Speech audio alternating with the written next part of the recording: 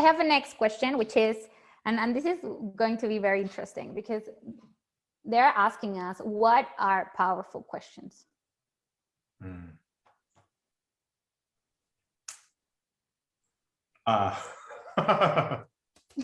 laughing because in the in the 2.0, the revised 2.0 that Britt and I have been working on, and it's been a labor of love. And one of the chapters is on humor, and this is, I think, chapter 20 or around 19 or 20 in the 2.0, and we have 4 different ideas around using humor in coaching sessions, which I think is a really powerful tool. And the 4th one is the meta question, or the existential question, and then the only response is, what is question? And we were talking about whether or not we keep it in or out of the 2.0, and I think we're going to keep it in the 2.0 because I think it's somewhat funny to look at the meta questions and these existential questions. I was like, so what is question? You know, like when you just allow yourself to get into that space of like unknowingness, and like looking at all of the just questioning even the ideas that you have around a question, the kind of things. So for me, that's bringing up a lot, and something that I've just looked into, and I think it's somewhat fun, and that's part of it. And I do think there is some element of coaching that can be fun. It can be humorous. It can be like, let's just look at this with original beginner's mind, right? So when I look at powerful question with the original beginner's mind, at the essence of it is a question that reframes your client's thinking, and then then you get out of the way. And the mechanics of it are, if they are short, open-ended, and specific.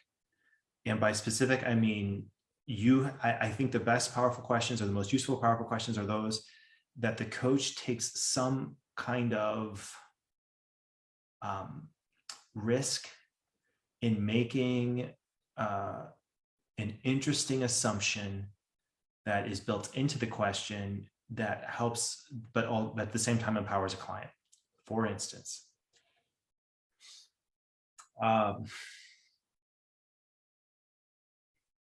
is it okay if I ask you a powerful question, just because as a coach to a client, to show some examples? You want to ask me? Yeah. Okay. You want to ask me a powerful question? Yeah. I want to ask you a powerful question. In looking at the growth of CTEDU in the past 6 months or past year, what's been the most surprising element that you found it brings up in yourself? All right, cool. Don't answer it. Where does that question take you, though? And it might not be my best example of a powerful question, but it is in there. Where does that question take you?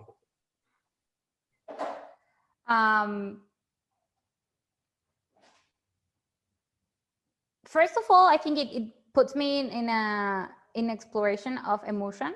So I want to know how I feel about this growth and what has mean for me. So I wanted to just talk about this, also about the powerful questions. It's not necessarily what do you ask, but how does impact in your client when saying that, and the place you take your client in themselves to explore that. So I can answer that if you want, but it shifts my energy and it brings emotions out. So for me, it was a good question. Look, the sun came out. I haven't seen the sun in like 2 weeks. It's like the Pacific Northwest is getting tons of water, which we need, but my goodness, we can't look. Beautiful. I'm just going to keep it open. It's probably going to go away in 2 minutes, and I don't want to miss it. So we all need the vitamin D. Oh, you asked me one. I want one. Oh, don't put me in the spot. I want one.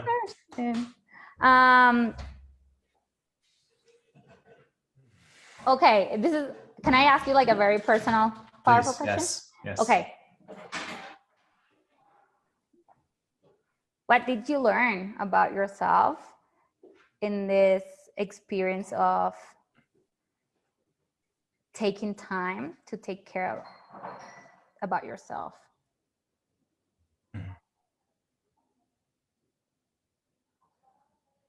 It's generous. I feel like powerful questions are generous. They are gifts, and it really comes from the word, generous and gift have the same Latin root. It's good. I mean, I feel like their powerful questions can be easy. Like I feel like they're not this mysterious, like big thing, but they're just, What I love about coaching conversations, especially, is I feel like there's this, in our society, we don't have a great system for listening. There's no I don't know. It's you can go to a coffee shop and have a chat with a friend. But our culture isn't based around listening as much as it's based around talking, or, you don't go to, like, there's no class in high school or college that says how to listen. Right. But there is speech class, there is debate class, there is, all these things, but we don't have listening class. And essentially coaching is listening class. And it's so nice to have someone ask you any question and then know that they're devoting 100% of their attention to you. Like, you don't have to fight for the mic. You don't have to fight for the attention. You can take all the time you want. And I feel like that's a huge part of a powerful question. It's just the context in which the question is asked is also a part of the question itself. Totally. I totally agree with you with that. And sometimes I also think that when we start the coaching journey as a coaching training, it's okay to think about that powerful question needs to be this super fancy, well-structured question.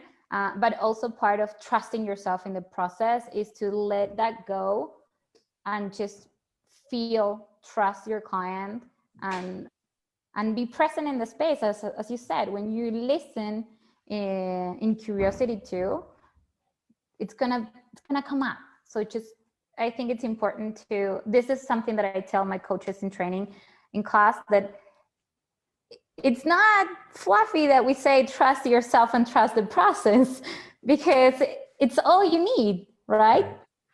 Right. I think if I were to start out from zero and to become coach trained, or if I were to say, I have someone here and I need to get them coach trained, like, as soon as possible, like, this is an ASAP type thing.